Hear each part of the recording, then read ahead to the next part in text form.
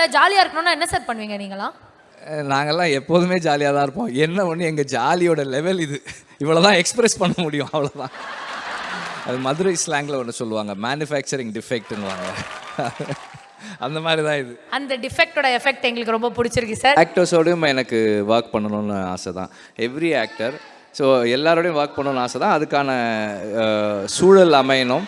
Because actors வந்து தேர் அவங்களுக்கான lineup இருக்குது. நம்ம ஸ்லோவாக படம் பண்ணலாம் டைரக்டர்ஸு, அவங்க லைனப் இருக்குது. அண்ட் அதோடு சேர்ந்து வரும்போது it again it should happen. அது நடக்கணும், அது அவ்வளோதான். ஒவ்வொரு இயக்குனருக்குமே ஏதோ ஒரு படம் அல்லது ஏதோ ஒரு இயக்குனர் வந்து இன்ஸ்பயராக தான் இருக்க முடியும்.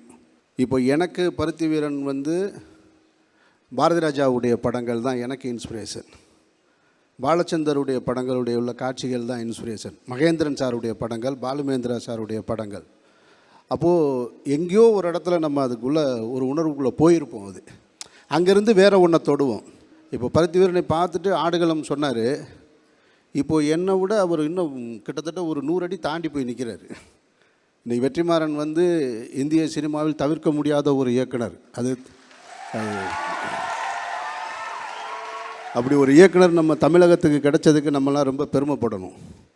அவருக்கு இந்த விருது மட்டுமில்லை, அசுரன் திரைப்படத்துக்கு வட சென்னைக்கே தேசிய விருதுகள் கொடுக்கப்படாமல் போயிடுச்சு. அது ஒரு கேவலமான அரசியல். அதனால் எனக்கு அந்த தேசிய விருதுகள் மேலே உள்ள மரியாதையே போயிடுச்சு. ஸோ அசுரனுக்கும் தேசிய விருதுகள் வந்து குவியணும். குவியலைன்னு சொன்னால் இனி எப்பொழுதுமே அந்த தேசிய விருதை வந்து நாங்கள் தேசிய விருதாகவே நினைக்கவே மாட்டோம். அந்த வட சென்னையில் ராஜன் கேரக்டர் எவ்வளோ சேலஞ்சாக இருந்துச்சு சார் உங்களுக்கு? அந்த கேரக்டர் பண்ணணும்னு வெற்றி வந்து என்கிட்ட கேட்கும் பொழுது சொன்ன வார்த்தையாக இருக்கட்டும், அந்த கேரக்டர் மேலே அவர் என் மேலே வச்ச நம்பிக்கையாக இருக்கட்டும், எனக்கு நம்பிக்கை இல்லை. நான் சொல்லும்போதே சொன்னேன், நான் இந்த கதையை எழுதியிருந்தால் கூட இந்த கேரக்டர் நான் பண்ணுவேனான்றது டவுட்டு தான் அப்படின்னு. நீங்கள் வாங்க பார்த்துக்கலாம் அப்படின்னாரு. நான் எப்படி என்னுடைய திரைப்படங்களில் நடிகர்கள் மேலே நம்பிக்கை வைக்கிறேனோ அதுபோல் அவர் என் மேலே நம்பிக்கை வச்சார். ஒரு முதல் 3 நாள்லாம் ரொம்ப டவுட்டாகவே இருந்தது. அப்படியே என்ன பண்ணுறேன்னே தெரில, என்ன வெற்றி சரியாக வருமான்னு. நீங்கள் பண்ணுங்கள் சரியாக வரும்னாரு. ஸோ அப்போ 3ஆவது நாள்லேருந்து அது முழுக்க அவர் கைக்கு போயிடுச்சு. அந்த ராஜனுக்கான வெற்றி முழுக்க வெற்றிமாறனுக்கு தான் சேரும், வேறு யாருக்கும் போய் சேரும். சார் நான் ஒரு டூல் தான். அது படம் வந்து நம்மளால் அதை நம்ம நினச்சி செய்ய முடியாது. It should happen. அது நடக்கணும். அது நடக்கிறதுக்கான சூழல் அமையணும். எல்லாரும் அதில் சரியாக கான்ட்ரிபியூட் பண்ணணும். அண்டு இந்த படத்தோட சம்மந்தப்பட்ட எல்லாருக்குமே வந்து இந்த தேங்க்ஸ் வந்து போய் சேரும். குறிப்பாக அசுரன் வந்து என்னென்னா ரொம்ப சேலஞ்சிங்கான ஃபில்மு. ரொம்ப ஷார்ட் ஸ்பேனில் பண்ணோம். குறிப்பாக வந்து தனுஷுக்கும் ப்ரொடியூசர் தானு சாருக்கும் இதில் ஒர்க் பண்ண எல்லாருக்குமே, actors and Manju Warrier and மற்ற எல்லாருமே, டெக்னீஷியன்ஸ் எஸ்பெஷலி லாஸ்ட் மினிட்ல வந்து ரொம்ப ப்ரெஷரில் ஒர்க் பண்ணோம். அவ்வளோ ப்ரெஷர்லேயும் வந்து டெலிவர் பண்ணாங்க.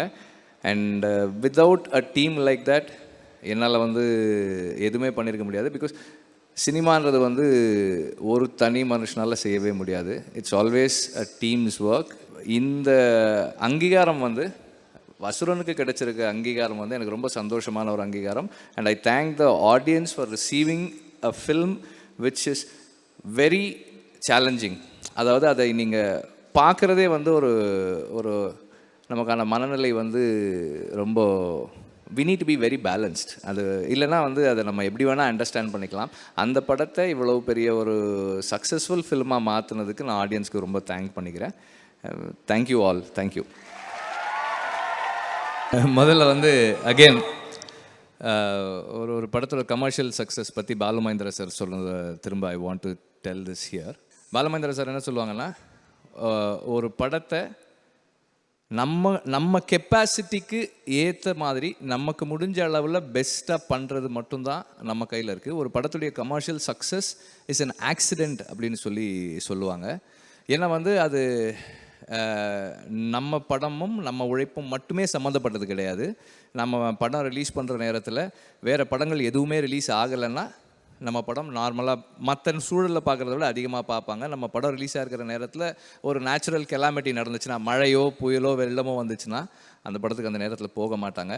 நம்ம படத்து கூட வேறு ஒரு படம் ரிலீஸ் ஆகி அது நம்ம படத்தை விட ரொம்ப சிறப்பாக இருந்துச்சுன்னா அதனால் நம்ம படம் ஓடாமல் போகலாம். நம்ம படத்து கூட வர்ற படங்கள் நம்ம படங்களை விட கொஞ்சம் கம்மியாக இருந்தால் நம்ம படம் அதிகம் போகலாம். So it depends on various other elements also.